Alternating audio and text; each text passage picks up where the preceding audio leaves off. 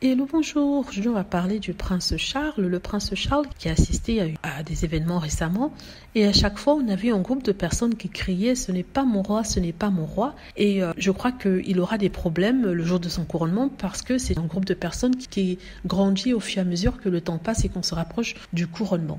Récemment, ils se sont assemblés lors de la sortie de Charles et de sa reine, Camilla, qui n'est plus reine consort mais reine Camilla. C'était lors de leur visite dans une église pour un événement religieux et culturel en Angleterre. Donc ils se sont mis à chanter « Ce n'est pas mon roi, ce n'est pas mon roi ». Et ce sont des personnes qui n'aiment pas le prince Charles pour plusieurs raisons.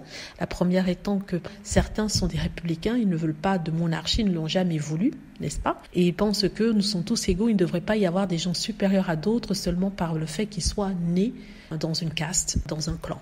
Voilà. Donc, le deuxième groupe de personnes qui n'aiment pas le prince Charles, qui ne veut pas l'avoir comme roi, ce sont ceux qui sont des fidèles de Diana, des fans de Diana, et qui ont trouvé son comportement horrible, son comportement envers elle.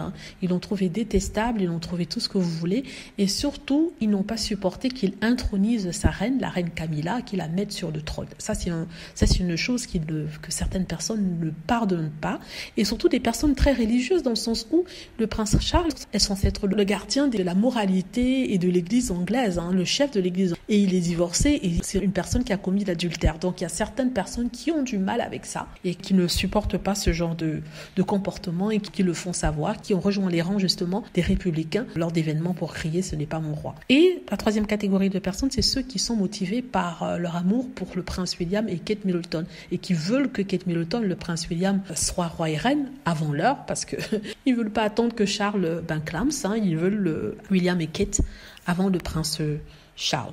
C'est pour ça qu'ils rejoignent aussi pour crier « ce n'est pas mon roi, ce n'est pas mon roi ». Ils savent très bien que ça ne changera rien. Il y a les lois héréditaires, ça veut dire que à moins que le roi abdique, ce qui m'étonnerait, parce que Charles a toujours voulu être roi, il sera roi jusqu'à ce qu'il lui arrive quelque chose, comme ça a été le cas avec sa maman. Et j'ai vu même des gens en ligne prier pour que ça arrive. Vous vous rendez compte ?